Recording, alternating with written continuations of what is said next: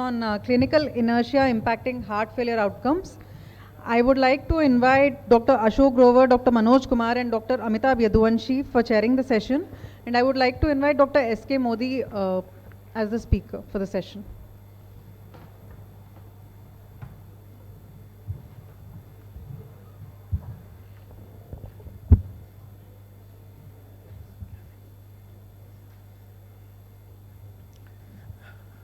So I think slowly we are moving on to the issues which are following the obesity, that is the many of the illnesses, and a very apt topic which has been chosen because the obesity untreated is leading to a lot of heart diseases, and over the last decade we have had a lot of let's say advancement in the understanding and management of heart failure.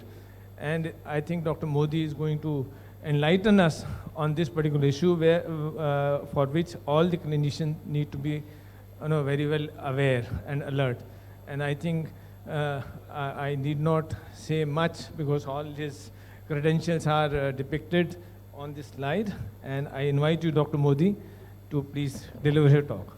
Thank you very much. And outset, thanks to EDPA for inviting me as a speaker on this very important topic, which is probably the most common syndrome in cardiovascular disease, heart failure, and why are we still having significant morbidity, mortality in patients of heart failure. Now, just to give you the impact of the statistics, last 120 years, we have statistics from 1900, last 122 years, every year, each and every year, cardiovascular disease is #1 cause of death, whether it is World War II year or World War I year or COVID year, whichever year, except one out of 122 years, which I'm sure some of you know, was 1918 flu pandemic year. So 119 out of 120 years, we are talking of cardiac disease as the #1 killer of the mankind.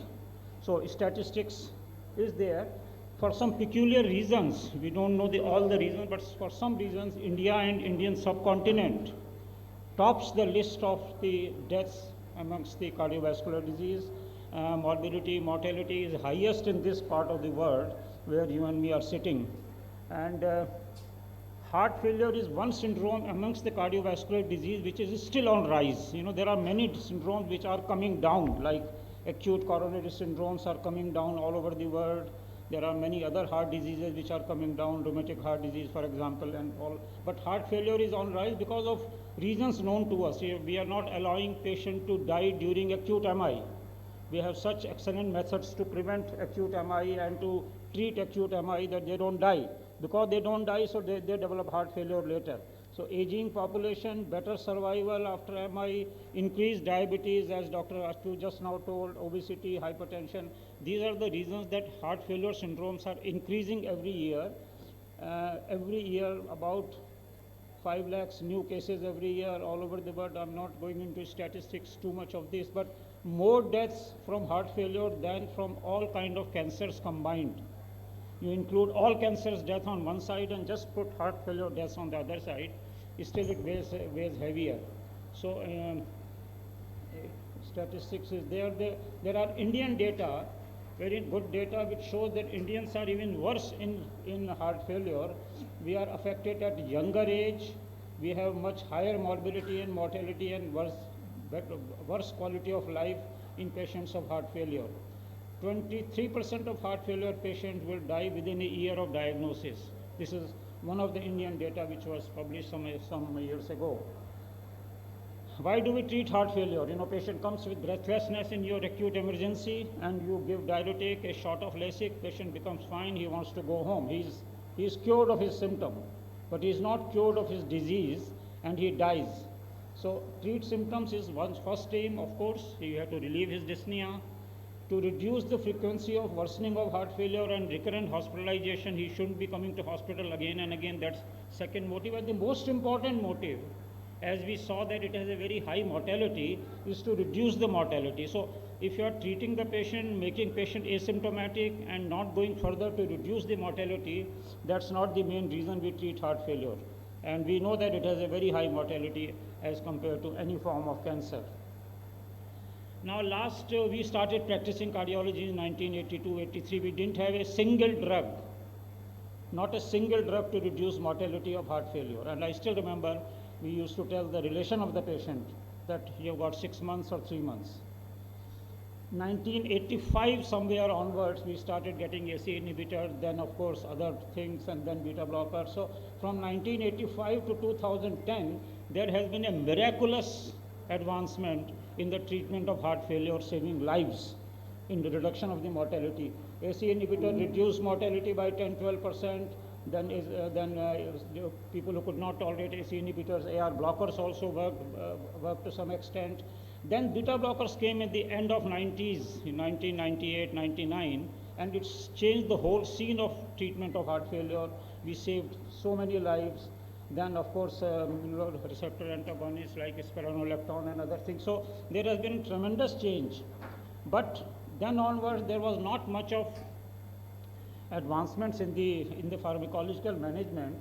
So do we have any new drugs available in last decade or so, last 15 years? Yes, we have at least 3 very well studied drugs which have further reduced the mortality in patients of heart failure. And what I'm going to focus today is on ARNI, which is sacubitril valsartan combination. We know that ivabradine can also help in those patients who continue having fast heart rate in patients of heart failure, not in everybody, but only those patients who continue having faster heart rates. And recent on that SGLT2 inhibitors have shown a very significant, remarkable change in the morbidity and mortality in patients of heart failure. So angiotensin receptor neprilysin inhibitor, this is one of the variety of RAS blocker. Like ACE inhibitor is one RAS blocker, AR blockers are second. This is the third renin-angiotensin system blocker, ARNI, which showed in various studies that it further reduces, it almost doubles the effect of RAS blockers on reducing cardiovascular death in heart failure. So ACE inhibitor versus ARNI, there was a almost twice reduction in the mortality in patients of heart failure. This was told in the well-conducted trials, and there onwards it was almost proven in each and every case that amongst the RAS blockers, ARNI performs significantly better than ACE inhibitors.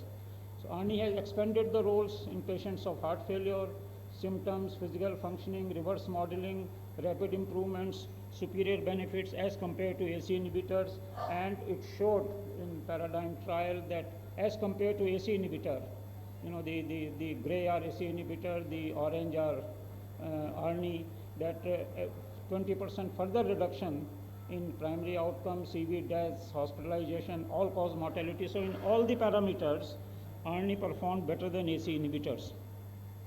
And there was a doubt initially that whether Indian patients will respond in the same way. Yes, it was shown in the trials that Indian patients performed as good as Western patients as far as effect of the ARNI is concerned. So effect of ARNI in Indian and paradigm cohort is almost same. So we are not different than the Western population in response, in getting response from the ARNI in patients of heart failure. So when you combine ARNI, beta blocker and MR antagonists, there is a maximum reduction in the all-cause mortality. Whereas the other combination which was being used so far, ACE inhibitor, beta blocker, MRA, had lesser degree of reduction in the mortality. These are the various combinations which were used in the various time of last 20-25 years. And the reduction in the mortality has been found maximum with the combination of ARNI, beta blocker, and spironolactone or eplerenone. So ARNI has been recommended by guidelines, ACC guidelines, as the first line therapy in patients of heart failure. We are talking of reduced ejection fraction heart failure, which is a typical heart failure which you and me treat. So in chronic symptomatic reduced ejection fraction heart failure, ARNI is recommended as de novo in the treatment on hospitalized patient with acute heart failure before discharge. Same way, ESC 2021 recommendations that initiation of ARNI in recently hospitalized stable patients, including those who are ACE or ARB naive, is safe and may be considered. See, what I am trying to emphasize is that it is not necessary that patient not responding to ACE inhibitors should receive ARNI. ARNI should be the first line of treatment. You don't need to try AC inhibitor even, because AC inhibitor, ARNI have been compared and ARNI has been found to be better. So even if patient has responded to AC inhibitor, you have to choose amongst the RAS blockers, AC inhibitor or ARNI. There is a clear evidence that ARNI performs better. Now, remember that very few patients, only 25% patients receive the proper guideline directed medical therapy at the time of discharge. That is a problem, and that it is very clear that those patients who do not get optimal treatment, they perform much worse than those patients who get optimal treatment. More than 30% of patients did not receive the proper treatment without contraindication. Like patients requires the drug, we know it, but he is not getting the drug, and there is no contraindication of that drug. Now this is something which needs to be removed from our practice, and this is what we call as clinical inertia. We know it that this is the best drug for this particular syndromes, and still we don't use in many patients. So you know what is clinical inertia from the physician side, from the patient side, there are many reasons for clinical inertia. The cost and the insurance policies, patient doesn't want to come frequently, lack of awareness. One of the biggest inertia in this use of ARNI is the thinking of the physician that my patient is doing well, why should I change the drug? He is stable. This is what I am going to just emphasize in next half a minute or 1 minute, that in patients of heart failure, stability doesn't mean anything. Raju Srivastava was stable till 1 day ago. He is 4 stents, heart failure, treated heart failure. He was absolutely stable, and he died next day. Stable heart failure still carries very high mortality in heart failure patients. Stable means he is not feeling any symptom, he is able to walk around, he is able to do everything. He is stable heart failure. So physicians think that my patient is doing fine, patient is stable, why change the course of treatment? He has, if at all he has symptom, he has a very mild symptom, why should we worry about costly drug or ARNI drug or some other drug? Change will involve more work for me. But this clinical inertia can become a major threat to the patient, because there is a very clear evidence that ARNI reduces the mortality far more than the other drugs. So stable heart failure might be a misnomer. Heart failure patients always carry a residual risk of hospitalization or sudden cardiac death, even when they are minimally symptomatic or asymptomatic. So just the thought that patient is stable on AC inhibitor, let us carry on AC inhibitor, may not be the best approach in these kind of syndromes. So I'm just quickly running back that there's every 30 days, 90 days mortality increases. So within 1 year, 32% mortality of heart failure, and we have to reduce this. Ongoing clinical inertia is a big challenge in reduced ejection fraction management. Time is now to initiate first line guideline directed medical therapy with ARNI for your heart failure patients to keep them alive out of hospital.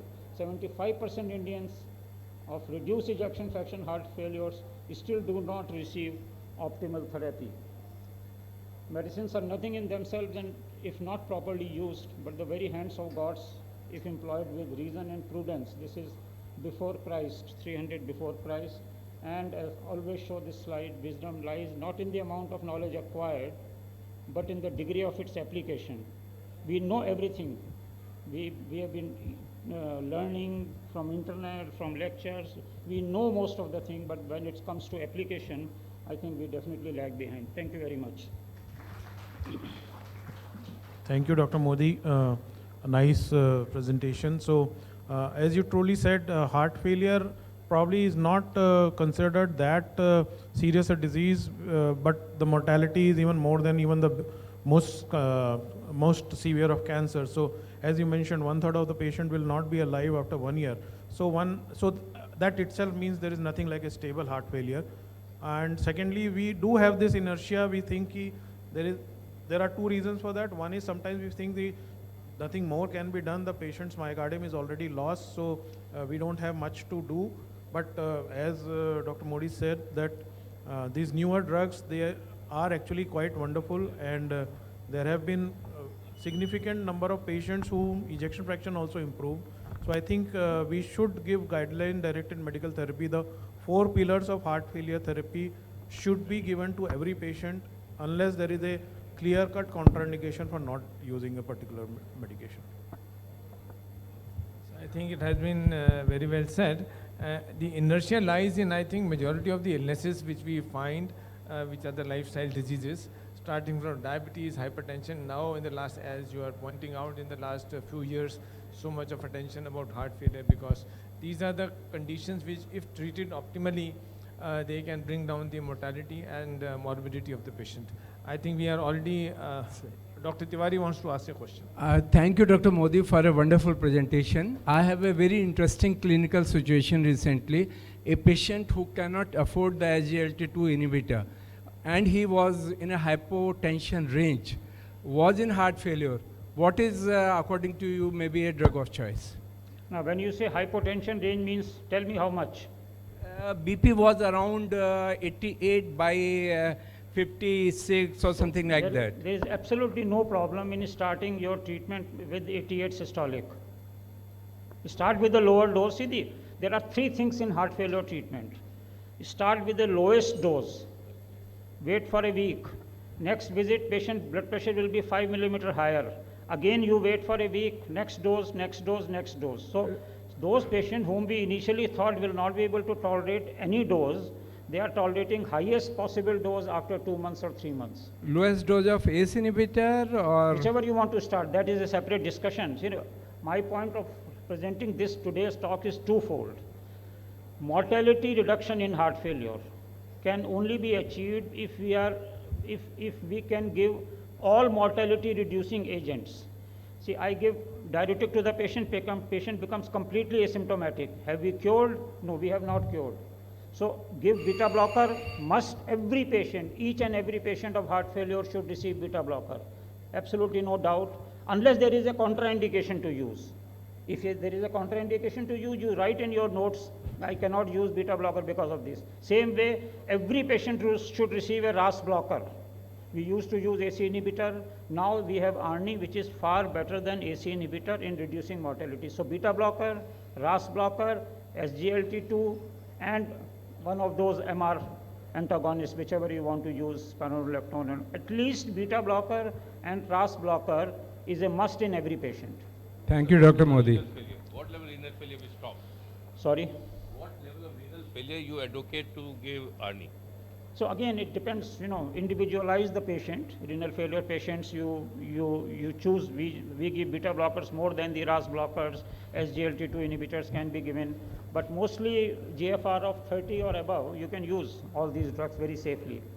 Thank you, Dr. Modi, for such a wonderful talk and a wonderful discussion. Thank you very much. No. I think you haven't followed it properly. Diuretic is the most important treatment of heart failure because you have to relieve his dyspnea. We are not talking of diuretic. These are not alternatives of diuretic. But diuretic role finishes as soon as patient's volume overload is gone and patient becomes patient dyspnea is gone, diuretic role is over. Diuretics do not prevent the mortality in heart failure. No study has shown that diuretics will prevent sudden death or prevent mortality in heart failure. But at the same time, patient who comes to you with class 4 and dyspnea has to receive the diuretic. So diuretic is mainly for acute phase. But Naturally. as Dr. Tiwari was saying, many times what we see is patient is receiving torsemide 10 milligrams BD. He is not that much dyspneic. He is like euvolemic. Then also you are giving diuretics.